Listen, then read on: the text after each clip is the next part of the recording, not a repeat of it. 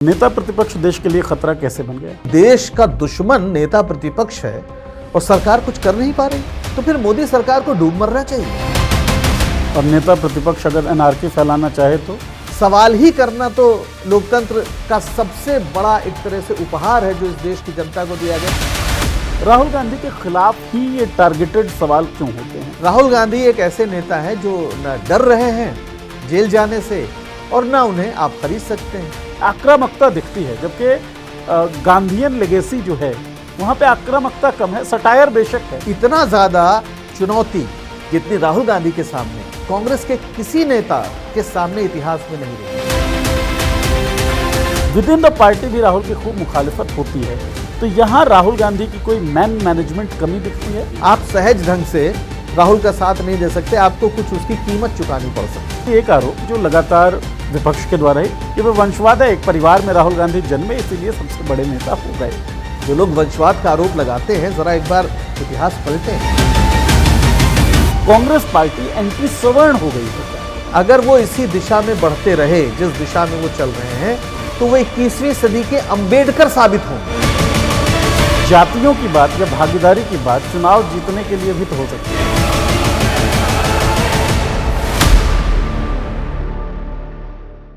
नमस्कार दोस्तों, राहुल गांधी पद की बात करें तो देश के नेता प्रतिपक्ष हैं, लेकिन बयानों की बात करें तो किरण रिजिजू कहते हैं कि वो देश के लिए खतरा है। निशिकांत दुबे का मानना है कि वो अर्बन नक्सल हैं, वो देश को तोड़ना चाहते हैं, देश के अलग अलग वर्गों में संघर्ष बढ़ाना चाहते हैं। वहीं उनके समर्थकों का मानना यह है कि लोकतंत्र के प्रहरी हैं, संविधान के रक्षक हैं। चुनाव दर चुनाव असफल हो रहे हैं, लेकिन लोग उनकी दार्शनिकता, उनकी बौद्धिकता के समर्थन में कई पोस्ट लिखते हैं। बड़े बड़े बुद्धिजीवी उनके साथ खड़े दिखते हैं।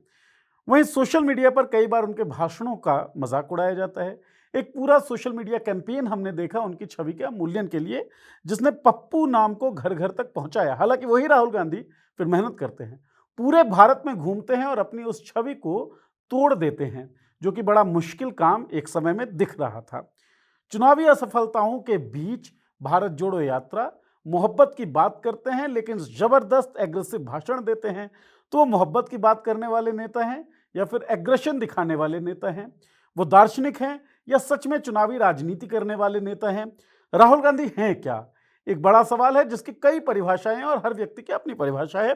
हम अपने तरह से राहुल गांधी के इस पूरे पर्सनालिटी को, उनके पॉलिटिकल विजन को समझने की कोशिश करेंगे थर्ड आई के इस एपिसोड में। और समझेंगे किससे? डॉक्टर पंकज श्रीवास्तव जी से। बहुत बहुत स्वागत पंकज जी आपका। शुक्रिया नीरज। तो राहुल गांधी, बहुत सारी बातें राहुल गांधी की पर्सनालिटी, उनके पॉलिटिकल विजन, उनकी लेगेसी जो गांधी नेहरू से वो लेते हैं, कांग्रेस के साथ उनके संबंध, भारतीय जनता पार्टी के साथ उनके संबंध, भारतीय जनता पार्टी के द्वारा उन पर किए गए हमले, तमाम चीज़ों के बारे में हम लोग बातचीत करेंगे। सबसे पहले तो यही कि किरण रिजिजू कह रहे हैं कि देश के लिए खतरा है, निशिकांत दुबे कहते हैं कि अर्बन नक्सल हैं, तो नेता प्रतिपक्ष देश के लिए खतरा कैसे बन गया? मुझे तो बड़ी हैरानी हो रही है। किरण रिजिजू संसदीय कार्य मंत्री हैं और संसदीय कार्य मंत्री का मकसद होता है कि पक्ष और विपक्ष के बीच संवाद बेहतर हो ताकि संसद अच्छे से चले, संसद बहस का वाकई एक मंच बने। लेकिन वो नेता प्रतिपक्ष को कह रहे हैं कि वे देश के लिए खतरा है। राहुल गांधी संसद के अंदर सिर्फ कांग्रेस के नेता नहीं है, वो नेता प्रतिपक्ष है। यानी वो जितना वोट एनडीए को पड़ा है उसके विरुद्ध जितना भी मत पड़ा है, जो जाहिर है उससे बहुत ज्यादा है, लगभग 60%, उन सबके नेता है। और आप उनको कह रहे हैं कि वो देश के लिए खतरा है। अब या तो किरण रिजिजू कुछ भी बोल देते हैं, उनकी बात को गंभीरता से ना लिया जाए। अगर ऐसा है तो फिर उन्हें पद पे बने रहने का हक नहीं है, क्योंकि संसदीय कार्य मंत्री से इतने गैर जिम्मेदाराना व्यवहार की अपेक्षा नहीं की जाती है। और अगर वो सच कह रहे हैं, यानी अगर उनके पास ऐसी सूचनाएं हैं, तब भी सरकार की वो एक नाकामी बयान कर रहे हैं, क्योंकि देश का दुश्मन नेता प्रतिपक्ष है और सरकार कुछ कर नहीं पा रही। अरे सरकार जेल में डाले ना, अगर उसके पास कोई जानकारी है, एविडेंस है तो एफआईआर करे, उनके खिलाफ मुकदमा चलाए, उन्हें जेल में डाले। अगर वो ऐसा नहीं कर पा रही है तो देश का दुश्मन संसद के अंदर बैठा है, तो फिर मोदी सरकार को डूब मरना चाहिए। मोदी सरकार को कोई हक नहीं है कि वो सत्ता में बनी रहे अगर देश का दुश्मन प्रामाणिक रूप से यानी उनके हिसाब से हम्म, और कोई कार्रवाई नहीं हो रही है और वो नेता प्रतिपक्ष है। यानी देश के ज्यादा बड़ी आबादी का की आवाज हम्म। वो है, वो सिर्फ कांग्रेस नहीं सभी पार्टियों की ओर से नेता प्रतिपक्ष है। तो ये आप तो बड़ी एक अजीब स्थिति है। मतलब मुझे समझ में नहीं आ रहा है कि ये सरकार है भी या नहीं, या इसका संसदीय लोकतंत्र पर कोई विश्वास है या नहीं है। हम्म, आप नेता प्रतिपक्ष के लिए इतना ऐसी बात कैसे कर सकते हैं? और हम्म। अगर है तो फिर जेल में डाल के दिखाइए आप। और नेता प्रतिपक्ष अगर एनआरकी फैलाना चाहे तो, जैसे अराजकता फैलाना चाहे, निशिकांत दुबे का आरोप है कि वो एनआरकी फैलाना चाहते हैं, वो अर्बन नक्सल हैं। अलग अलग जो समूह हैं देश में, चाहे वो युवाओं का हो, किसानों का हो, अलग अलग समूहों को भड़काते हैं सरकार के खिलाफ, देश के खिलाफ। अग्निवीर योजना का जिक्र करते हुए निशिकांत दुबे ये कह रहे हैं। अब भाई अग्निवीर योजना के बारे में तो नरवणे साहब ने अपनी किताब में ही लिखा है, जो उन्होंने आर्टिकल भी पहले लिखा था। वो सेना की योजना नहीं थी। सेना ने ऐसी कोई योजना नहीं दी थी जिसमें कि नौजवान तुरंत रिटायर कर दिया जाएगा और उसके कोई उसको लाभ नहीं है, एक सैनिक का जो मिलना चाहिए वो मिलेगा। तो सरकार की अपनी, वो तो स्पष्ट है।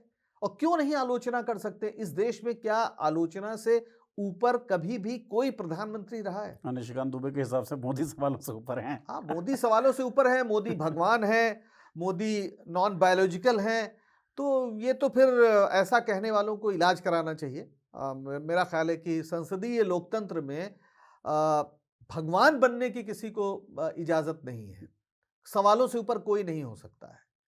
और डॉक्टर अंबेडकर ने बहुत पहले चेताया था कि लोकतंत्र के लिए वो बहुत ही, जो व्यक्ति पूजा है वो लोकतंत्र के लिए बेहद घातक है। सवालों से ऊपर कैसे हो सकते हैं? आप कह रहे हैं कि वो अराजकता फैला रहे हैं देश में अलग अलग। अरे भाई, नेता प्रतिपक्ष का काम है कि सरकार को सवालों के घेरे में रखे। क्या बेरोजगारी इस देश की समस्या नहीं है? अगर वो बेरोजगारों को संबोधित करते हैं, अगर वो ये कहते हैं कि जो अमेरिका के साथ डील हुई है उसमें भारत की संप्रभुता प्रभावित होगी उससे, तो क्या गलत कहते हैं? आप उससे असहमत हो सकते हैं, लेकिन ये कोई बात है? सवाल ही करना तो लोकतंत्र का सबसे बड़ा एक तरह से उपहार है जो इस देश की जनता को दिया गया। एक बहुत मशहूर वो किस्सा है कि नेहरू जी से एक महिला ने उनका जी। कॉलर पकड़ लिया और कहा कि लोकतंत्र में आप तो प्रधानमंत्री बन गए, हमें क्या मिला? तो नेहरू जी ने कहा कि आपको प्रधानमंत्री का गला कॉलर पकड़ने का अधिकार मिला है। और वो अपने भाषणों में भी कहते थे कि अगर आपको जिस दिन लगे कि मैं ठीक काम नहीं कर रहा हूं, मुझे कान पकड़ के आप हटा दीजिएगा, मैं चला जाऊंगा। लोकतंत्र इसीलिए तो राजतंत्र से एक बेहतर व्यवस्था है ना, कि यहां पर कोई सवालों के ऊपर नहीं है। आप चुनते हैं सरकार को, और सरकार अगर आपके हिसाब से काम नहीं करती है, आप सवाल करते हैं, अगर वो ठीक नहीं होती है तो अगले चुनाव में आप उसे हटा देते हैं। ये आपको अधिकार है। ठीक है, तो सवालों से ऊपर कोई कैसे हो सकता है? ठीक है, ये तो निशिकांत दुबे जी का रिमार्क है। डिटेल वीडियो हमने पॉलिटिक्स पे भी बनाई हुई है, आप देखिएगा। बहरहाल, राहुल गांधी पे जो हमले हो रहे हैं, चाहे वो निशिकांत दुबे का कहना हो कि एनआरकी फैलाना चाहते हैं, अर्बन नक्सल हैं, चाहे किरण रिजिजू का ये कहना हो कि भाई ये देश के लिए खतरा है, राहुल गांधी ही इस तरह के सवालों में टारगेट पर क्यों होते हैं? आपने कहा ना, विपक्ष को जितने वोट मिले उनकी नुमाइंद या उनके नेता राहुल गांधी हैं। चेहरे तो और भी बहुत सारे हैं। अखिलेश यादव उसी सदन के अंदर बैठे हैं, जो एक क्षेत्रीय पार्टी के सबसे बड़े नेता हैं, समाजवादी पार्टी के, है ना? राहुल गांधी के खिलाफ ही ये टारगेटेड सवाल क्यों होते हैं? देखिए, पहली बात तो बीजेपी अच्छी तरह जानती है कि अगर उसे किसी से खतरा है तो वो कांग्रेस से है।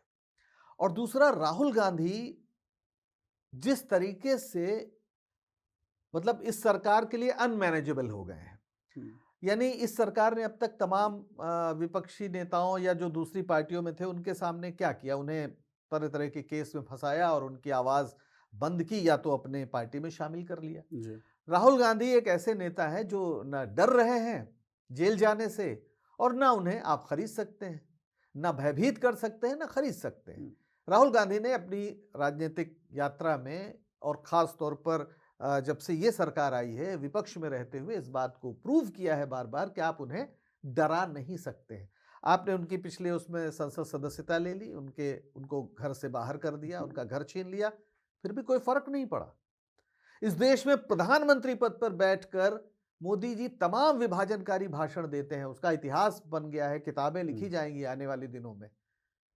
राहुल गांधी ने 5,000 किलोमीटर पदयात्रा सिर्फ इसलिए की कि भाई सब लोग मिलजुल कर रहो, मोहब्बत से रहो, मोहब्बत की दुकान नफरत के बाजार में खोलने के लिए वो निकल पड़े, कोई चुनाव में वोट मांगने नहीं।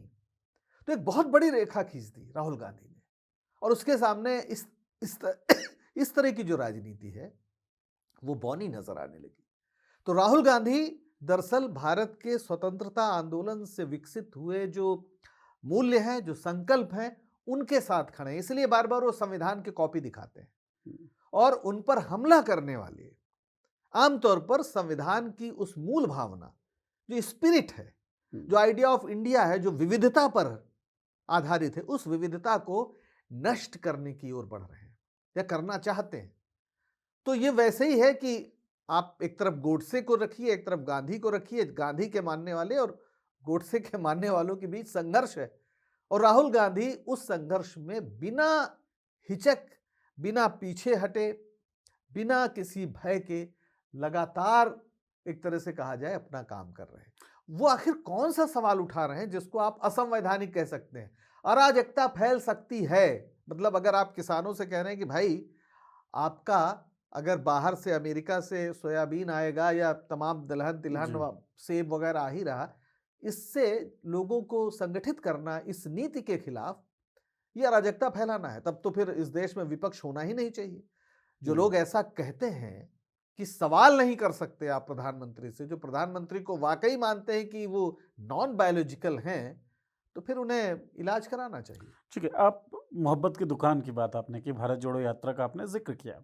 एक तरफ राहुल गांधी भारत जोड़ो यात्रा करते हैं, मोहब्बत की दुकान की बात करते हैं, दूसरी तरफ उनके भाषणों में, उनके बयानों में आक्रामकता दिखती है। मुझे याद है पत्रकार, मेरे हिसाब से भारत जोड़ो यात्रा का जो सेकंड लेग था उसकी बात है, कुछ लोग एक पत्रकार को हैकल करने लगे और राहुल गांधी कहते हैं मुझे पता है तुम्हारा मालिक कौन है। इस तरह की घटना भी दिखती है, आक्रामकता दिखती है, जबकि गांधीयन लेगेसी जो है वहाँ पे आक्रामकता कम है, सटायर बेशक है, व्यंग्य बेशक है, आप खड़े हैं लेकिन उतना आक्रामक आप दिख नहीं रहे हैं देह भाषा से। तो राहुल गांधी की देह भाषा कंफ्यूजन है या नहीं क्या नहीं, है? मुझे लगता है राहुल गांधी इस बात को अच्छी तरह समझ रहे हैं कि दरअसल इस देश का जो कॉरपोरेट है वो उनसे लड़ रहा है। बीजेपी एक मुखौटा है, आरएसएस एक मुखौटा है। दरअसल इस देश के कॉरपोरेट ने मिलकर यह तय किया था कि नरेंद्र मोदी को प्रधानमंत्री बनाना है, जी। और बाकायदा गुजरात में, वो जो गुजरात में एक समिट हुई थी उसमें अनिल अंबानी ने, जो इस समय एप्स्टीन फाइल में जिनका नाम है, उन्होंने ही पहली बार ये प्रस्ताव दिया कि आपको दिल्ली में प्रधानमंत्री बनना चाहिए। पूरे इस देश का कॉरपोरेट उनके साथ लग गया था, इस वजह से कि वो राहुल गांधी भूमि अधिग्रहण भट्टा पारसौल कानून के खिलाफ, अपनी ही सरकार के खिलाफ खड़े हो गए थे, और जहां जहां जल जंगल और जमीन का सवाल आता है वहां वहां वो उस समय भी पहुंच जा रहे थे, वो चाहे उड़ीसा हो, चाहे भट्टा पारसौल हो, हर जगह, यानी नियामगिरी भी वो पहुंच गए थे। ऐसे में इस देश के कॉरपोरेट को ये सबसे ज्यादा डर अगर किसी से लगता है तो वो राहुल गांधी से लगता है। और जो मीडिया है वो इस देश में कॉरपोरेट से पूरी तरह नियंत्रित है। ऐसा मीडिया आपने कभी 2014 के पहले नहीं देखा, पहले भी मालिक यही लोग थे, लेकिन पूरी आज़ादी थी कि सरकार के खिलाफ आप जो चाहे बोलिए। अगर आपको अन्ना आंदोलन की याद हो तो उस अन्ना आंदोलन में 24 घंटे सरकार को सवालों के घेरे में रख के रामलीला मैदान के आंदोलन को दिखाया जा रहा था। आज राहुल गांधी संसद में आप बोलने नहीं देते उनको, उनके बयान छपते नहीं है, उल्टा विपक्ष से सवाल करते हुए, विपक्ष पर हमला करते हुए मीडिया 24 घंटे, जो सो कॉल्ड मुख्य धारा का मीडिया है, वो 24 घंटे उनके खिलाफ है। तो इसलिए वो जान रहे हैं कि पत्रकार जो है वो पत्रकार नहीं है, और इसीलिए उस भारत जोड़ो यात्रा के दौरान उन्होंने किसी भी मुख्य धारा की मीडिया के पत्रकार को दिया ही नहीं था इंटरव्यू। और अभी भी आप देखें, इतने बड़े बड़े मुद्दे आ जाते हैं इस देश में, जो मीडिया है वो एकदम विपक्ष पे आक्रामक ढंग से सरकार से एक भी सवाल नहीं पूछता। कौन सा प्रधानमंत्री इस देश में हो सकता है जो 12 साल से प्रधानमंत्री है और जिसमें एक भी प्रेस कॉन्फ्रेंस नहीं की? आज तक कोई प्रधानमंत्री ऐसा नहीं हुआ जो इस तरीके से, मतलब मीडिया को सवाल करने की छूट ही ना दे, बहुत ज्यादा आएगा और खुद प्रवचन देगा और चला जाएगा, मन की बात केवल करेंगे। तो ये तो संसदीय लोकतंत्र है नहीं। तो राहुल गांधी जान रहे हैं कि इस देश का कॉरपोरेट उनके खिलाफ ये सारा माहौल बना रहा है, क्योंकि जिन नीतियों को लेकर वो चलना चाहते हैं उसकी राह में राहुल गांधी रोड़ा है। वो हमेशा, मतलब जो, चाहे वो किसानों का सवाल हो, किसान आंदोलन में राहुल गांधी ने लगातार शिरकत की, कानून वापस लेने पड़े, वो सारे कानून कॉरपोरेट के हक में थे ना। इस देश की जमीन को बड़े पैमाने पर उनको दिया जाए, वो कॉरपोरेट फार्मिंग करें, यही तो था। अभी जो पूरी डील हुई है अमेरिका के साथ, जिसमें अब ऐसा लगता है कि कृषि क्षेत्र भी खुल रहा है, तो राहुल गांधी खुल के अगर संसद में कह रहे हैं कि भाई कोई प्रधानमंत्री नहीं कर सकता था ऐसा, इवन मोदी जी भी नहीं कर सकते थे, जरूर उस दबाव में वो कोई दबाव है जिसकी वजह से कर रहे हैं। तो इस देश का जो कॉरपोरेट है, जो अंतर्राष्ट्रीय वित्तीय पूंजी भी हम कह सकते हैं, वो भी राहुल गांधी से डरती है, क्योंकि वो जो कल्याणकारी राज्य की अवधारणा है, जिसमें राज्य की भूमिका ये होनी चाहिए कि लोगों की जिंदगी बेहतर करने के लिए वो अपनी भूमिका बढ़ाए। यानी एक ऐसा राज्य था जो जेएनयू पैदा करता था, जो दिल्ली यूनिवर्सिटी पैदा करता था, और एक ऐसी व्यवस्था, शिक्षा व्यवस्था है जो गलगोटियां पैदा कर रही है। तो ये दो सिस्टम की लड़ाई है। आप समझ रहे हैं, गलगोटिया यूनिवर्सिटी ने जो किया आपके सामने। एग्जैक्टली। मैं, आप जो बात कर रहे हैं ना, उसमें फिर मेरा जो सवाल है सर, महात्मा गांधी अंबेडकर साहब के बारे में कहते हैं कि अंबेडकर साहब के अंदर एक आक्रामकता है। वो आक्रामकता कहाँ से आती है वो हमें समझ में आ रही है, और सब लोगों को स्वीकार करना चाहिए। वो जातिगत भेदभाव जो अंबेडकर साहब ने झेला और तमाम लोगों ने झेला उस जाति समूह के, उसके बारे में महात्मा गांधी ये बात कह रहे हैं कि आक्रामकता अंबेडकर साहब की कहाँ से आ रही है। राहुल गांधी की आक्रामकता जो है, क्या केवल ये कॉरपोरेट से जो लड़ाई है उसकी वजह से ही आ रही है, या कोई और सोर्स भी है उसका? नहीं, पहली बात तो आक्रामकता में उन्होंने कोई किसी को गाली दी हो, किसी पे हमला किया हो, बस वो ये कह रहे हैं कि तुम कॉरपोरेट के आदमी हो, तुम खुद कुछ नहीं हो। कई बार कहते हैं कि भाई मैं पत्रकारों को नहीं कहता हूं, मैं जानता हूं कि आप भेजे गए हैं। और अगर आप इस समय देख रहे हो तो ये तो हर आदमी जानता है कि इस देश में जितने भी टेलीविजन चैनल्स हैं, वो शाम को क्या दिखाएंगे, किस मुद्दे पर बहस करेंगे, ये पीएमओ से तय होता है। पीएमओ में एक अधिकारी इसके लिए नियुक्त है। और दूसरा, एक आदमी के खिलाफ आप लगातार, जैसे आपने गांधी जी का जिक्र किया और बताया कि अंबेडकर जी की कड़वाहट कहाँ से आई, वो समझना चाहिए। तो यहाँ भी समझना चाहिए, एक ऐसा व्यक्ति जिसको आप, जो कैम्ब्रिज यूनिवर्सिटी के ट्रिनिटी कॉलेज से एमफिल किया हुआ डेवलपमेंटल स्टडीज में, जो ऑक्सफोर्ड में पढ़ा है, जो अमेरिका में भी पढ़ा है, और जिसके पास ब्लैक बेल्ट है ना, एकिडो जो मार्शल आर्ट है, और आप उसको पप्पू बता रहे हैं। उसके लिए आपने सैकड़ों करोड़ का प्रोजेक्ट, राहुल गांधी को पप्पू साबित करने के लिए उनके भाषणों को बीच से काट के, क्लिप्स को गलत सलत प्रचारित करके व्हाट्सएप के जरिए घर घर पहुंचाया।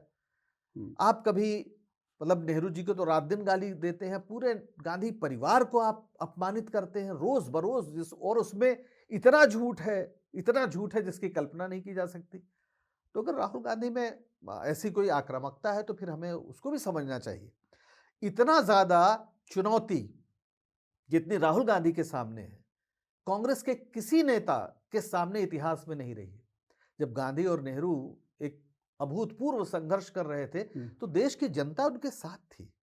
किसी ने नेहरू जी की नीयत पर या गांधी जी की नीयत पर शक नहीं किया था। अंग्रेज उन्हें जेल में डालते थे, फिर भी उनका सम्मान करते थे।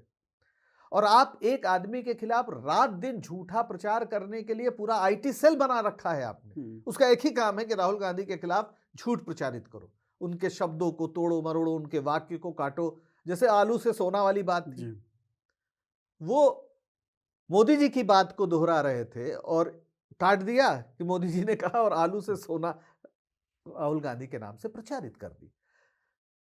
तो इतना ज्यादा किसी को आप रात दिन उसके खिलाफ आप दुष्प्रचार कर रहे हैं, तो उसकी आक्रामकता को भी समझना चाहिए कि उसने मुट्ठी बांध ली है कि हम तो लड़ेंगे चाहे जो हो जाए। आप जब गांधी और नेहरू का जिक्र करते हैं, आपने कहा कि देश के लोग उनके साथ थे। देश के लोग हों या अपने साथी हों, वो आपके साथ तब होते हैं जब आप उनके मन में आपके प्रति विरोध की कोई गुंजाइश नहीं बचती है, या विरोध की गुंजाइश अगर हो भी, उनके मन में कोई विरोध के सुर हो भी, तो वो दब जाते हैं आपके व्यक्तित्व को देखकर शायद। नेहरू के लिए जब गांधी कहते हैं कि यही मेरे उत्तराधिकारी होंगे, यही मेरे मूल्यों को आगे बढ़ाएंगे, उस दौरान भी नेहरू और गांधी के बीच पत्राचार हो रहा है, जिसमें एक दूसरे की आलोचना भी कर रहे हैं वो बिल्कुल। लोग। सरदार पटेल और नेहरू की लड़ाई जिस तरीके से बीजेपी दिखाती है वो तो नहीं, लेकिन सरदार पटेल और नेहरू की सोच में, राजनीतिक सोच में अंतर तो था। उस अंतर के बावजूद पटेल कहते हैं कि नेहरू प्रधानमंत्री होने चाहिए। राहुल गांधी के साथ ये देखा जाता है सर कि उनके अपने साथी हैं, जो अपने कोटायर के लोग, ज्योतिरादित्य सिंधिया जैसा क्लोज अलाई जो उनका है, वो पार्टी छोड़ के चला जा रहा है, और लगातार पार्टी में से लोग जाते रहे जो राहुल गांधी के काफी करीबी माने जाते थे। पार्टी के अंदर भी, with in the party, BJP जो हमले कर रही है वो ठीक है, विद इन द पार्टी भी राहुल की खूब मुखालिफत होती है। तो यहाँ राहुल गांधी की कोई मैन मैनेजमेंट कमी दिखती है? ये मैन मैनेजमेंट का प्रश्न नहीं है, ये वैचारिक प्रश्न है। और ये भी कि आपके अंदर संघर्ष का कितना मादा है। देखिए, राहुल गांधी के साथ चलना इस समय बहुत बड़ी कीमत मांगता है। आप खुद ही, हमने बात की शुरुआत की थी कि किरण रिजिजू ने कहा कि ये देश के दुश्मन है। हम्म, तो राहुल गांधी पर लगातार हमले हो रहे हैं। राहुल गांधी नेता प्रतिपक्ष हैं, इसके बावजूद उन पर इतने हमले हो रहे हैं, लेकिन फिर भी वो नेता प्रतिपक्ष हैं, तो उन पर हाथ डालना थोड़ा उतना आसान भी नहीं है। हालांकि आपने उनकी पिछले उसमें देखा होगा, संसद सदस्यता ले ली, उनका घर छीन लिया, उसके बावजूद कोई फर्क नहीं पड़ा। उन्हें नेशनल हेराल्ड के केस में किस तरह से जेल भेजने की पूरी कोशिश की गई। हालांकि वो खुद भी कहते हैं कि मुझे जेल जाना चाहिए जरूरत पड़े तो। जी।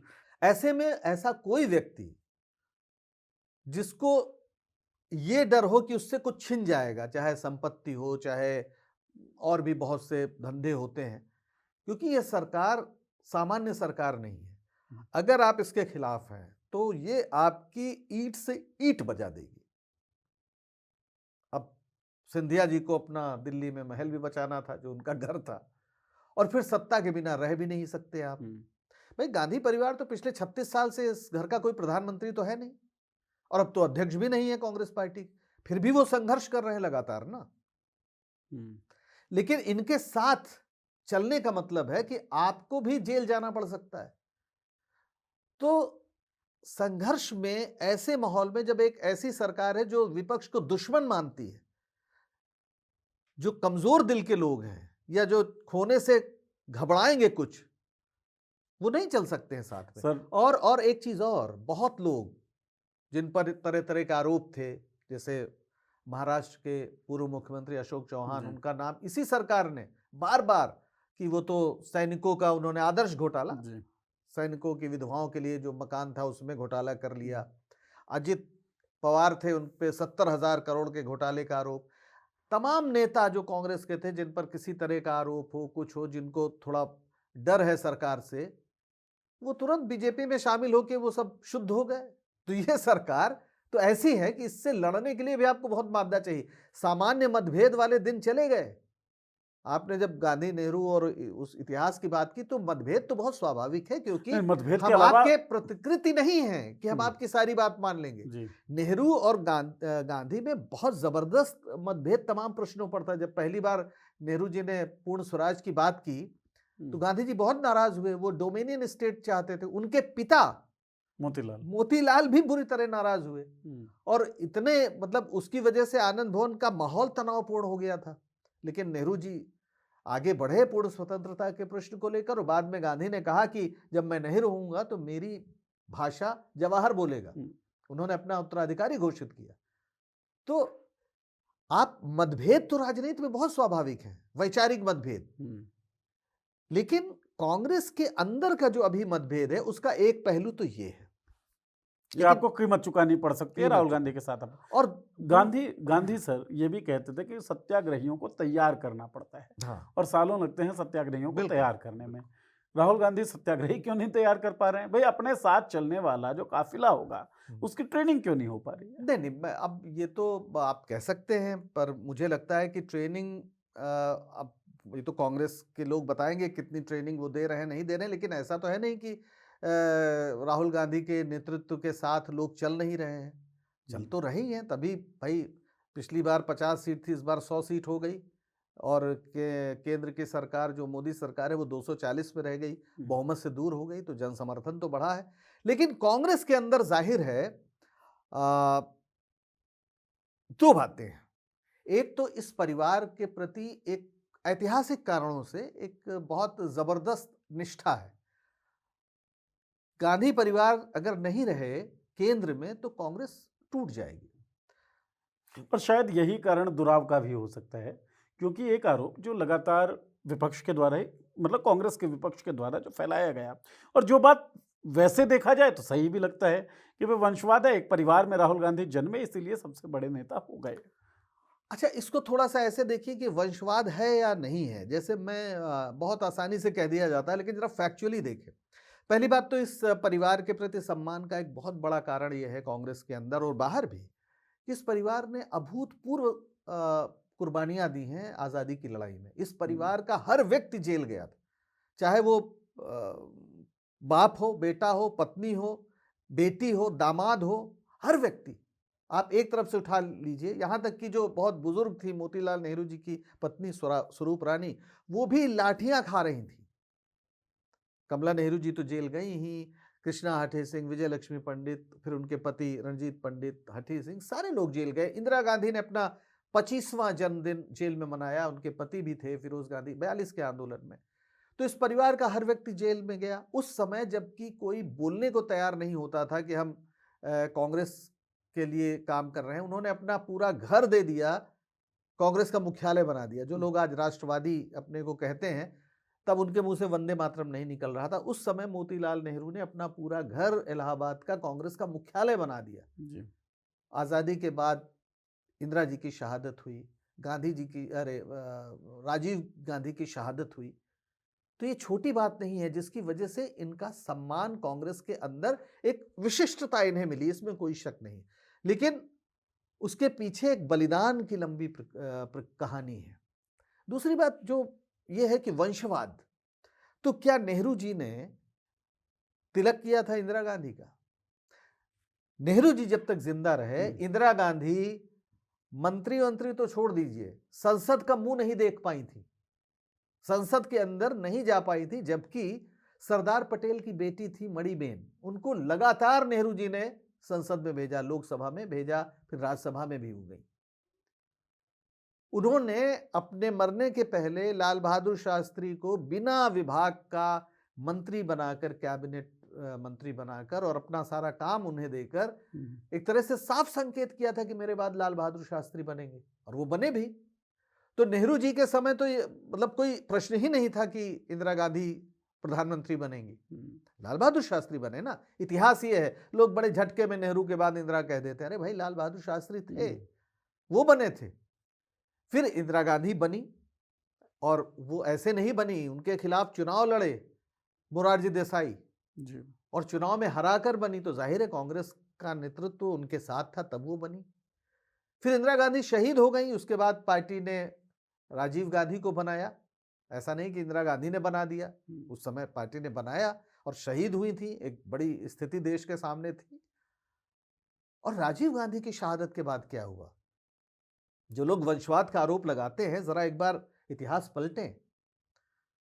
सोनिया गांधी राजनीति में उस समय बहुत लोगों ने कहा कि प्रधानमंत्री आप बन जाइए, क्योंकि सरकार कांग्रेस की बन रही थी।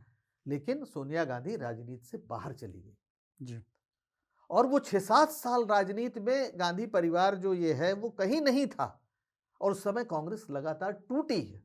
तिवारी कांग्रेस बनी, तमाम नेता इधर से उधर गए, माधवराव सिंधिया ने अलग पार्टी बना ली, है ना, एनडी तिवारी, अर्जुन सिंह अलग हो गए, तो पार्टी एकदम टूट फूट गई।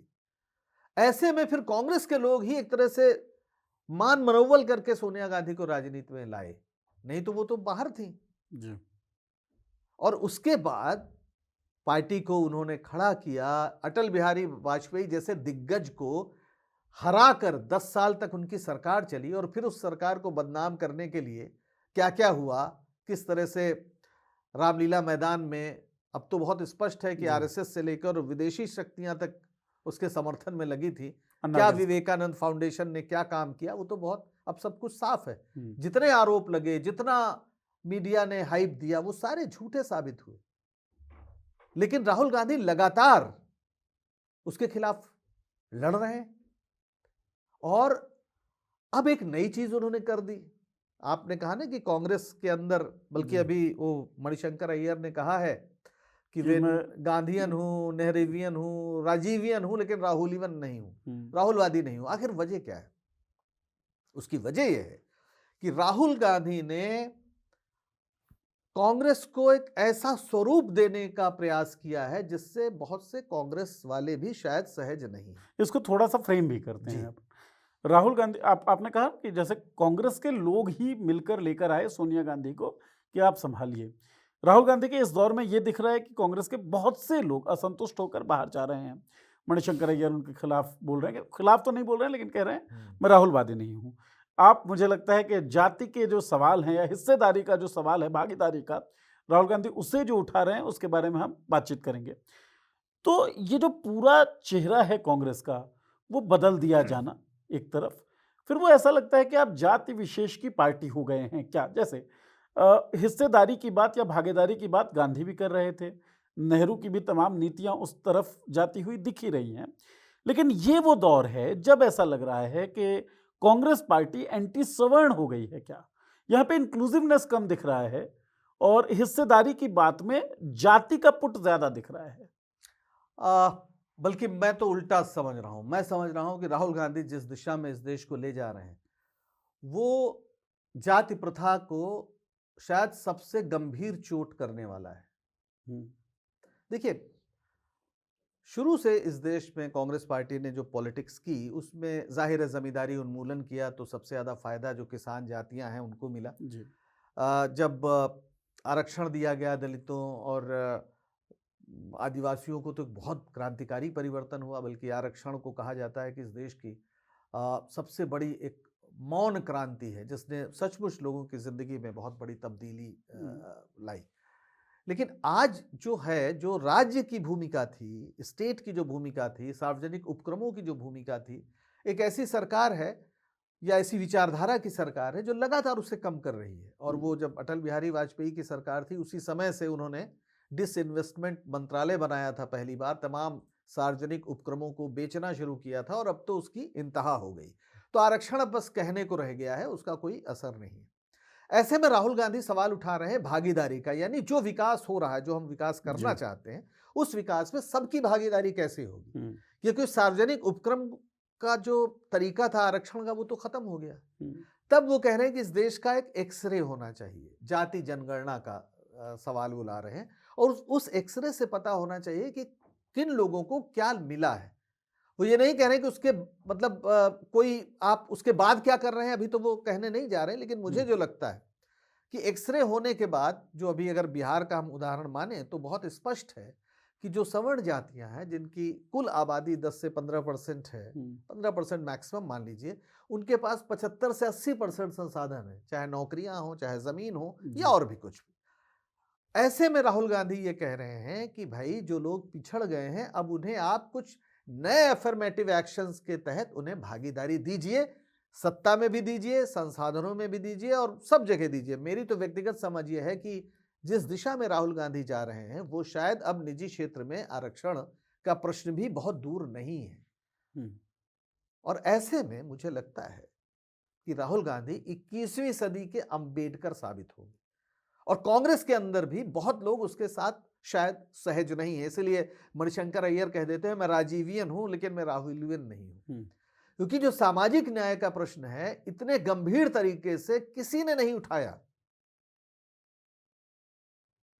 डॉक्टर अंबेडकर ने 1936 में लाहौर के जाति तोड़क जो मंडल मंडल था, था। उसके कॉन्फ्रेंस में उन्हें बुलाया गया भाषण देने के लिए। वो गए गए नहीं, मतलब उन्होंने भाषण पहले लिख के भेजा। भाषण का एक्सर्प्ट जो मंगाया जब गया। भेजा, क्योंकि डॉक्टर अंबेडकर की बातों से वो लोग थोड़ा हम्म, असहज रहे होंगे, तभी मंगाया। जबकि वो सारे आर्य समाजी लोग थे, जी। संत राम बीए मूलतः। तो उस भाषण को पढ़ के वो लोग, उन्होंने कहा नहीं भाई हम ये, क्योंकि उसमें उन्होंने साफ कहा था कि जाति प्रथा का उन्मूलन, उसका नाम ही था एनिहिलेशन ऑफ कास्ट, जातियों का विनाश। है ना।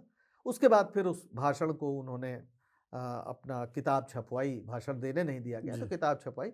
और मेरे ख्याल से वो आज़ादी के आंदोलन के दौरान एक ऐसा संकल्प है जो आज तक अधूरा है। तमाम लोग जिन्होंने सो कॉल्ड सामाजिक न्याय की राजनीति की, उस प्रश्न को संबोधित करना छोड़ दिया है। और राहुल गांधी जो कह रहे हैं, जो कर रहे हैं, वो अंततः जाति प्रथा के जो आधार है उस पर चोट करने जा रहा है। इसलिए कि जातियां इस वजह से जाति प्रथा, और जाति प्रथा का मतलब साफ है कि अगर वो बरकरार है तो इसलिए बरकरार है कि जो ऊंची जातियां सो कॉल्ड हैं उनका संसाधनों पे कब्जा है। जब संसाधनों में दूसरे लोगों की भागीदारी बढ़ेगी तो फिर समाज में एक खास तरह की बराबरी आना शुरू हो जाएगी, और राहुल गांधी वही कर रहे हैं।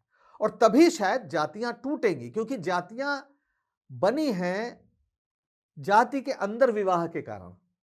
यानी सभी लोग जाति के अंदर ही विवाह करते हैं, इसीलिए जाति प्रथा मजबूत है। और इसीलिए धर्म, जो धार्मिक आचार्य वगैरह हैं, वो अंतरजातीय विवाह के बड़े विरोधी हैं।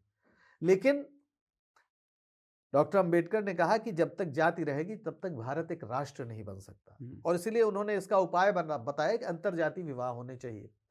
गांधी जी ने भी यही कहा, हम लोग पहले भी चर्चा की। गांधी जी ने कहा कि हम उसी शादी में जाएंगे जिसमें एक पक्ष हरिजन होगा। यानी दोनों लोग एक ही नतीजे पर पहुंचे थे कि जातियां टूटेंगी तो अंतरजातीय विवाह से टूटेंगी। लेकिन दोनों की प्रक्रियाएं अलग थी, प्रक्रिया अलग थी, भाषा अलग थी, तुर्शी उस भाषा में उसके शब्द चयन अलग हो सकते हैं, लेकिन उपाय दोनों एक ही बता गए हैं, है ना। राहुल गांधी कुछ नहीं है बोल रहे हैं, लेकिन वो जो कर रहे हैं उसका अनिवार्य परिणाम वही है। तो राहुल गांधी मैं बस ये कहना चाह रहा हूं कि राहुल गांधी डॉक्टर अंबेडकर के उस अधूरे सपने के ध्वजावाहक हैं। और इसलिए मैं कह रहा हूं, भविष्यवाणी करनी अच्छी कोई सही बात नहीं है, हम लोग आकलन करते हैं, लेकिन अगर वो इसी दिशा में बढ़ते रहे जिस दिशा में वो चल रहे हैं, तो वो 21वीं सदी के अंबेडकर साबित होंगे। यहीं से मेरा सवाल उठता है, कांग्रेस की जब बात होती है ना, तो कांग्रेस के अंदर साम्यवादी धारा थी।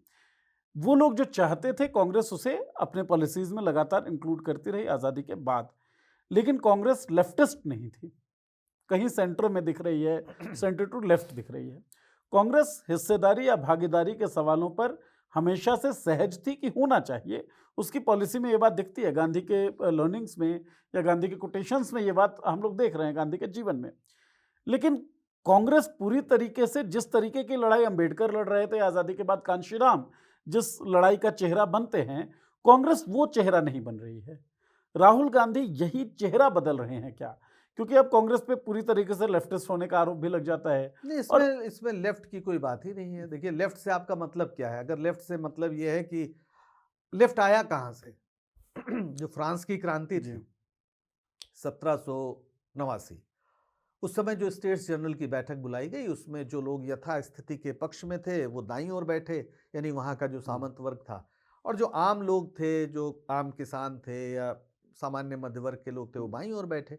यानी जो लोग यथास्थिति को तोड़ना चाहते हैं वो वामपंथी कहे गए, और जो यथास्थिति को बरकरार रखना चाहते हैं वो दक्षिणपंथी कहे गए। तो इस लिहाज से कांग्रेस हमेशा एक वामपंथी दल ही है। भारत का संविधान भी वामपंथी संविधान है, क्योंकि आप कॉमन मैन की बात करते हैं, यथास्थिति को तोड़ते हैं। जाहिर है सिर्फ वामपंथी होने से बात पूरी नहीं होती, इसलिए कुछ लोग समाजवादी हैं।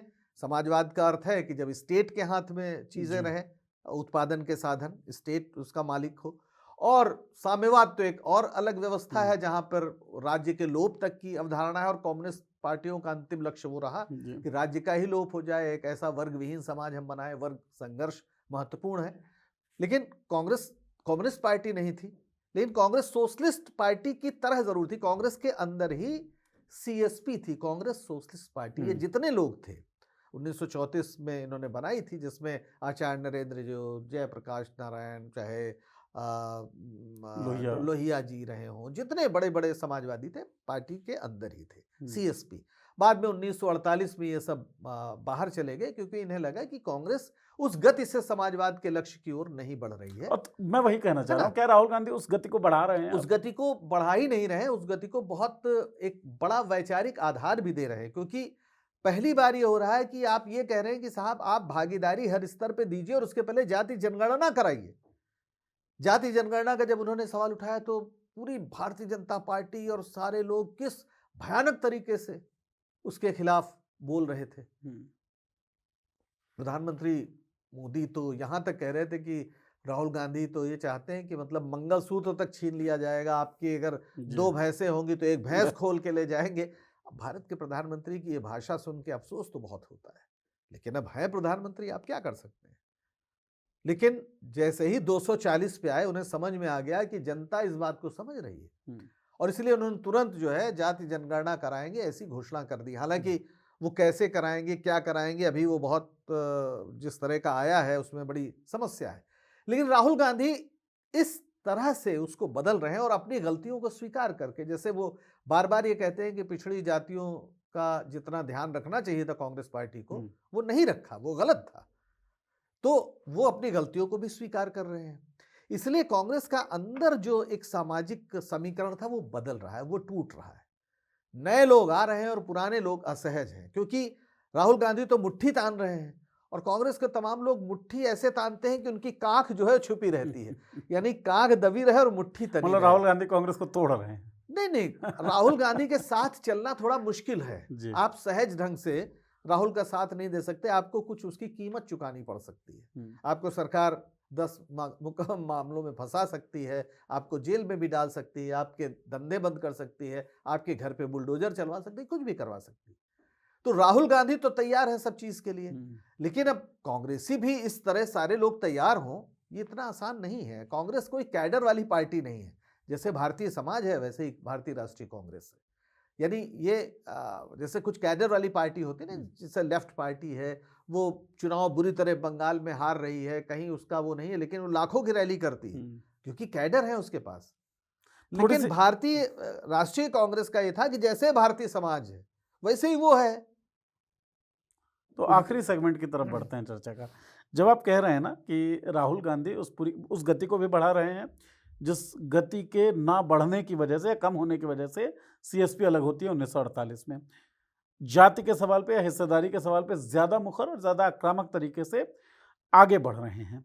तो राहुल गांधी ये सब कुछ जो कर रहे हैं, जो कांग्रेस में एक अमूलचूल बदलाव भी होगा, कांग्रेस के चेहरे में भी, उसके पीछे की वजह क्या है, मोटिव क्या है, नहीं, सबसे उनका बड़ी पॉलिटिकल विजन क्या है? सबसे बड़ी बात तो अब तक 2 चीज़ें समझ में आई हैं जो बहुत साफ है। वो ये है कि जो आइडिया ऑफ इंडिया है, जो विविधता के सम्मान की बात है, जैसे राहुल गांधी शिव को एक अपने आराध्य के रूप में पेश करते हैं, शिव भक्त भी अपने को कहते हैं। वो क्यों कहते हैं, आपने कभी सोचा है?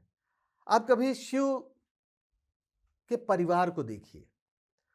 शिव का जो परिवार है वो सह अस्तित्व की घोषणा करता है, यानी वहां शंकर हैं जिनके गले में सांप है, सांप चूहा खाता है, चूहा गणेश जी का वाहन है, वो भी उस परिवार का हिस्सा है, सांप को मोर खाता है जो कार्तिकेय का वाहन है जी, है ना, और पार्वती का जो वाहन है सिंह, वो बैल को खाता है, नंदी जो शिव का वाहन है, और सारे लोग मिलके प्रकृति के कैलाश में है, प्रकृति के साथ है, यानी सभी जीव जगत जो है और प्रकृति जो है उनके बीच एक सहकार हो। तो जो शिव परिवार है, शिव की जो आप जब देखते हैं पूरे कॉन्सेप्ट को, तो उसमें सहअस्तित्व की भावना है। इसलिए राहुल गांधी जब शिव की बात करते हैं तो दरअसल वो ये कह रहे हैं कि सहअस्तित्व इस देश का भविष्य है। और जो सभी ने कहा है, मतलब इस देश में कोई ऐसा संत महात्मा नेता नहीं हुआ जिसको हम इतिहास में मान्यता देते हैं जो लोगों के बीच धार्मिक विद्वेष पैदा करने वाला रहा हो। प्रधानमंत्री की भाषा ऐसी है, इसमें कोई छिपी हुई बात नहीं है। भारतीय जनता पार्टी और आरएसएस के लोग अकेले हैं जो खुलकर धार्मिक विद्वेष फैलाते हैं। तो Rahul Gandhi idea of India की बात कर रहे हैं। राहुल गांधी ये कह रहे हैं कि भाई हमारा जो भविष्य है वो मोहब्बत में है, वो नफरत में नहीं है। और दूसरी तरफ ये भी कह रहे हैं कि आप इस व्यवस्था का लाभ समाज के सबसे निचले पायदान पर खड़े हुए व्यक्ति को मिलनी चाहिए, उसकी भागीदारी होनी चाहिए। ऐसा जब नहीं कि विकास जो है कहीं हो रहा है और वो बस देखेगा कि विकास हो रहा है। जो उसकी गांधी जी का जंतर है। बिल्कुल जंतर है उसमें तो है कि आप भाई नीतियां बनाइए। राहुल गांधी एक और आगे बढ़ के बात कर रहे हैं, वो कह रहे हैं नीतियों में बनाने में भागीदारी होनी चाहिए। बताओ भाई होम मिनिस्ट्री में कितने सेक्रेटरी पिछड़ी जाति के हैं? ये पहली बार किसी नेता ने इस तरह की बात कही है। बहुत लोगों के मन में ये बात रही होगी, लेकिन अभी तो था कि नीतियों का लाभ सबको मिले। अब राहुल गांधी कह रहे हैं कि नीतियां बनाने में भागीदारी हो, तो ये लोकतंत्र को ज्यादा समावेशी बनाने की बात अब है। यहीं पे ये एक कदम आगे जी। बढ़ने की बात है, ये किसी के विरोध की बात नहीं है। जैसे आपने कहा ना कि एंटी सवर्ण, भाई क्यों? अगर सबको भागीदारी मिले तो एंटी सवर्ण है, ये कैसे सवर्ण भाव है? यानी आप जिस सवर्ण की बात कर रहे हैं वो चाहता है कि वर्चस्व बना रहे, इसका तो ये मतलब हुआ ना। अदरवाइज सबको न्याय मिले तो किसी को इसमें क्या तकलीफ हो सकती है कि नहीं? ठीक बात है सर। जब आप कह रहे हैं कि राहुल गांधी गांधी जी के उस जंतर को एक्सटेंड कर रहे हैं, एक्सटेंशन दे रहे हैं, वो कह रहे हैं नीतियां बनाने में भी सहभागिता हो। निशिकांत दुबे आरोप यही लगाते हैं कि भाई आप 10 सालों तक आपकी सरकार थी, सरकार के महत्वपूर्ण हिस्सा आप थे, उस वक्त आपको क्यों नहीं याद आई ये बातें? तो राहुल गांधी अब जिस तरह की राजनीति कर रहे हैं, केवल चुनावी या हारों को देखते हुए एक स्ट्रेटजी है या उनकी पर्सनैलिटी का हिस्सा? ये आपको तो दिख रहा है? फैक्ट नहीं है, क्योंकि अगर आप उस समय राहुल गांधी को देखिए तो भूमि अधिग्रहण कानून का विरोध तो राहुल गांधी ने अपनी ही सरकार का किया था ना। और यूपीए 2 के समय जिस तरह के कानून बने वो तो अद्भुत थे, जिसको इस सरकार ने पूरी तरह से मतलब कमजोर कर दिया। चाहे राइट टू इंफॉर्मेशन रहा हो कि आप सरकार जो भी करेगी वो जानकारी लेने का जनता को हक है जी। आज सरकार खुद कह रही है कि आप इस पे नहीं ले सकते, इसकी जानकारी, यहां तक कि पीएम केयर फंड की जानकारी नहीं ले सकते। उस समय क्या हुआ? राइट टू एजुकेशन दिया गया, ये बहुत बड़ी बात थी। और राइट टू फूड, इससे बड़ा क्रांतिकारी कार्यक्रम क्या हो सकता है कि आपको भोजन का अधिकार है। आज जो 5 किलो अनाज बट रहा है, ये कोई सरकार का एहसान नहीं है, इस देश में कानून है right to food. Right to food. अगर आप भूखे हैं तो आपको भोजन देना सरकार की जिम्मेदारी है। मनरेगा जैसा, जिसने पलायन को बहुत हद तक रोका था, जिसने गांव में अर्थव्यवस्था को के लाभ को पहुंचाने का प्रयास किया था, लोगों की जेब में पैसा आया था, गांव में काम मिल रहा था लोगों को। लेकिन हिस्सेदारी का तो सवाल, ये मैं कह रहा हूं कि ये आज आप एक कदम आगे बढ़ के बात कर रहे हैं, लेकिन उस समय ऐसा नहीं कि नहीं हुआ था। कोई भी लोकतंत्र होते होते परिपक्व होता है ना। आप बहुत चीजें समय के साथ होती हैं, और फिर राहुल गांधी तो खुद कह रहे हैं कि बहुत चीजें कांग्रेस पार्टी ने नहीं की, जैसे पिछड़ी जातियों के प्रश्न को उस तरह से एड्रेस नहीं किया। लेकिन यूपीए में ही आपको याद होगा कि पिछड़ी जातियों को 27% आरक्षण एजुकेशन में मिल चुका था। वो वही सरकार थी, यूपीए की सरकार थी, मनमोहन सिंह की सरकार थी। अर्जुन सिंह उस समय ये मंत्री थे। लेकिन जैसे भारतीय जनता पार्टी की जो राजनीति है, सांप्रदायिक राजनीति करती है, उस लाइन पे चलती है जहाँ पे वो कहती है कि 20% काम को वोट ही नहीं चाहिए। 80% 80-20 की राजनीति भारतीय जनता पार्टी कह रही है। उसके बनिस्बत कहा जाता है अगर जातियों की लामबंदी हो जाए, और आप पिछली चर्चा में आपने खुद कहा था कि जातियों को जो मैनेज किया भारतीय जनता पार्टी ने, वो भी उसकी जीत का बड़ा कारण है। तो कास्ट सेंसस की बात जब राहुल गांधी कर रहे थे, 2019 लोकसभा चुनाव के बाद की ये बात है, तब तक 14-19 हार चुके थे, तो जातियों की बात या भागीदारी की बात चुनाव जीतने के लिए भी तो हो सकती है। नहीं, मेरा ख्याल है इसमें अगर है भी तो बुरा क्या है? असली चीज है कि भागीदारी मिले। देखिए फर्क है, जब आप धर्म की राजनीति करते हैं तो आप कोई ऑफर नहीं कर रहे हैं, आप केवल नफरत ऑफर कर रहे हैं। और जब आप बात कर रहे हैं सामाजिक न्याय की, तो पहली बात तो सामाजिक न्याय में मुसलमान भी शामिल है। शायद आपको पता होगा कि आरक्षण में जो पिछड़ी जाति के मुसलमान हैं वो भी आते हैं जी। तो आप इस देश की बहुसंख्यक आबादी को भागीदारी देने की बात कर रहे हैं। तो भारतीय जनता पार्टी की सरकार कह दे कि हम नहीं देंगे, जाहिर है उसे तकलीफ होती है। अभी यूजीसी का एक छोटा सा मसला आया और किस तरह से इस देश में गाली गलौज का माहौल बना, आप जानते हैं। तो यहां पर यह नहीं है कि हम किस जाति का वोट लेना है, बल्कि जाति की भागीदारी का सवाल है। कोई भी सरकार अब बनेगी तो यह सवाल उठेगा कि भाई आपके जो पद हैं वो खाली क्यों पड़े हैं, जो पिछड़ी जाति के, दलितों के, आदिवासियों के, वो चाहे यूनिवर्सिटीज में हो चाहे वो प्रशासन में हो, वो खाली क्यों पड़े हैं? तो पार्टिसिपेशन केवल कांग्रेस का मसला नहीं रह जाएगा, बल्कि सरकार की जिम्मेदारी भाई जैसे अब हमारा जो संविधान सभा थी उसमें तो बहुत जमींदार भी थे, उसमें तो हर तरह के लोग थे, ज्यादातर सवर्ण थे, जी। पर उन्होंने आरक्षण पहले दिन से लागू किया था ना। तो मैं नहीं मानता कि आप जो है किसी को सिर्फ उसकी जाति से नापोगे। जाति आपकी सीमा नहीं है। जाति एक ऐसी चीज है जो आप पैदा हुए हैं तो किसी जाति में पैदा होंगे भारत जैसी जगह जी। में, लेकिन आपकी सीमा नहीं है ना। आप सवर्ण होकर भी सामाजिक न्याय के पक्ष में लड़ाई लड़ सकते हैं और लड़ना चाहिए। और मुझे बड़ी खुशी है कि इस समय बड़े पैमाने पर हमको ऐसा दिख रहा है। जेएनयू के इस समय प्रेसिडेंट एक अदिति मिश्रा, जी। शायद ब्राह्मण ही है ना, अगर वैसे देखें हम, जो सामान्य जी। तरीका है, लेकिन वो यूजीसी के नियमों के पक्ष में आंदोलन कर रही थी। और इस समय पूरा का पूरा छात्र संघ जेएनयू का, हालांकि वो लाइब्रेरी का प्रश्न है, वो सारा उसे निष्कासित कर दिया गया है। और वो सड़क पे ढफली बजा रही थी जंतर मंतर पे, सारा पूरा यूनियन। वो ब्राह्मण लड़की है, ब्राह्मण घर में पैदा हुई है ना। तो ऐसा थोड़ी है कि ब्राह्मण होगा तो अनिवार्य रूप से वो, या सवर्ण होगा तो जी। अनिवार्य रूप से वो सामाजिक न्याय के खिलाफ होगा, ऐसा तो है नहीं। हम्म। तो ये सिर्फ जाति का प्रश्न, वोट का प्रश्न से ज्यादा ये प्रश्न है कि आप भारतीय लोकतंत्र को ज्यादा परिपक्व बनाते हैं, ज्यादा भागीदारी वाला बनाते हैं, ज्यादा जवाबदेह बनाते हैं। पर दिक्कत यह है कि निशिकांत दुबे कह रहे हैं कि प्रधानमंत्री तो सवालों से ऊपर हैं। अब वो नॉन बायोलॉजिकल हैं, उनसे सवाल नहीं किया जा सकता, तो फिर वो संसदीय लोकतंत्र के लिए उपयुक्त नहीं है, उन्हें फिर राजतिलक करवा लेना चाहिए। चलिए, अंतिम सवाल एक ले लेते हैं। आपने कहा कि जाति का प्रश्न या भागीदारी का जो सवाल राहुल गांधी उठा रहे हैं, वो केवल वोट के लिए नहीं है। एक नया विमर्श ये पॉलिटिकल पूरे एरिना में एस्टेब्लिश हो जाएगा कि जो भी आए उसको इस बारे में बात करनी पड़ेगी। जैसे जाति जनगणना जैसे करना जाति पड़ा। जनगणना सरकार को करना पड़ा, यूजीसी सरकार लेकर तो आई ही, अब चाहे वो वोटर हाँ। टेस्टिंग था या असली नियत से लाई हो। भाई ऐसे तो आप जो सवाल उठाएंगे, दूसरी पार्टी के लोग जो सत्तारूढ़ हैं वो चीज़ कर देंगे, मान लीजिए, और पूरी तरीके से ना करें, थोड़ा बहुत कर दिया, सत्ता में वो बने रहेंगे, क्योंकि आपको अपनी पॉलिसी के ट्रांसलेशन के लिए ज़रूरत है सत्ता की। फिर राहुल गांधी कह देते हैं कि सत्ता में मेरी कोई ख़ास दिलचस्पी है नहीं।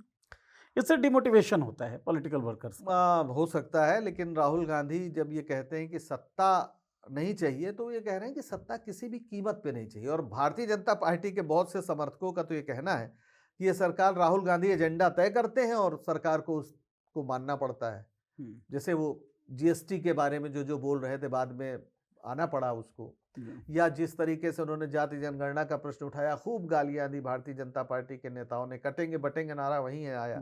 प्रधानमंत्री भी मंगलसूत्र और भैंस की बात अभी हमने की, फिर भी उसे मानना पड़ा। तो ज्यादा बड़ा पॉलिटिशियन कौन हुआ, एज ए स्टेट्समैन कौन हुआ, जो राजनीति में तय कर रहा है दिशा क्या होगी। अब जाहिर है इसमें आपको किसी भी कीमत पे सरकार बनाने का जो मसला है, उसमें हो सकता है राहुल गांधी असफल दिख रहे हो, लेकिन राहुल गांधी जिन मुद्दों को उठा रहे हैं, उन मुद्दों से तो सरकार पीछे नहीं हट सकती। और वो मुद्दे ऐसे हैं जो इस लोकतंत्र के लिए महत्वपूर्ण है। बल्कि जिस तरह से एक विषैली राजनीति है इस समय में, तो कई बार, और देखिए, मैं, आपको लग रहा होगा कि मैं राहुल गांधी की बड़ी प्रशंसा कर रहा हूं, मैं कर रहा हूं, इसलिए कर रहा हूं कि अब ये उस समय नहीं है कि बैलेंस किया जाए। हमें खुल के कहना होगा कि कौन सही है कौन गलत है। मुझे दुष्यंत का एक शेर याद आता है, जिसमें थोड़ा सा बदल के कहूंगा, तो कई बार लगता है कि एक सच्चा आदमी है मुल्क में, या यूं कहो इस अंधेरी रोशनी में, इस अंधेरी कोठरी में एक रोशनदान है। क्योंकि आप सोच के देखिए कि राहुल गांधी राजनीति के आकाश में नहीं है, तब कौन है जो मुकाबला करेगा। व्यक्ति पूजा की आप बात कर रहे थे कि व्यक्ति पूजा जो है वो बड़ी गलत है। इस तरीके से सोचना भी तो व्यक्ति पूजा है। अगर हम भगत सिंह को सलाम करते हैं तो क्या वो व्यक्ति पूजा है? या हम उस समर्पण को सलाम करते हैं जो झुके नहीं, फांसी के फंदे पे चढ़ गए, और जिन्होंने आजादी की लड़ाई लड़ी। तो वैसे ही अगर आज भारतीय समाज की आजादी के, यानी सामाजिक दृष्टि से आजादी के लिए कोई समझौताहीन संघर्ष कर रहा है, तो उसे सलाम करना व्यक्ति पूजा नहीं है। और वो सत्ता में नहीं है। आप सत्ता को सलाम, अगर हमें व्यक्ति पूजा करनी होगी तो जो सत्ता में जो हमें कुछ दे पाएगा हम उसको सलाम करेंगे। जो आदमी जिसके साथ खड़े होना आपको जेल पहुंचा सकता है, आप जब उसको सलाम करते हैं तो आप विचार का सलाम की प्रशंसा कर रहे होते हैं। तो इस समय राहुल गांधी का जाहिर है साथ देना भी बहुत लोगों के लिए एक मुश्किल बात हो सकती है, लेकिन लोकतंत्र को अगर कोई परिपक्व बनाने के लिए लगातार काम कर रहा है तो वो राहुल गांधी, इसमें कोई शक नहीं। चलिए, तो हमारे एक्सपर्ट साहब जो हैं डॉक्टर पंकज श्रीवास्तव, इनके साथ लगातार आप चर्चाएं हमारी देखते सुनते हैं। इन्होंने 2 बातें अब कही फाइनली लास्ट क्वेश्चन के रूप में अगर बात करें तो। इन्होंने कहा एक तरफ राहुल गांधी हैं जिनका साथ देना बड़ा ज़रूरी है, अनिवार्य इनको लगता है। दूसरी तरफ वो व्यक्ति पूजा नहीं हो सकती है, क्योंकि जो व्यक्ति कोई समझौता रहित संघर्ष कर रहा हो किसी के बेनिफिट में, समूह किसी व्यक्तियों के बेनिफिट में, तो उसका साथ आपको देते रहना चाहिए। तो दूसरी धारा भी ऐसा ही सोचती होगी जब वो नरेंद्र मोदी की व्यक्ति पूजा करती है। आपको क्या लगता है किसकी व्यक्ति पूजा जायज़ है और कौन सही कौन गलत? अपनी राय ज़रूर रख दें और इस पूरी चर्चा को सुनते हुए अगर किसी सवाल के साथ अपनी राय रखें तो ज़्यादा बेहतर हमें लगेगा। सुनने के लिए बहुत बहुत धन्यवाद। चर्चा करने के लिए आपका बहुत बहुत शुक्रिया। धन्यवाद।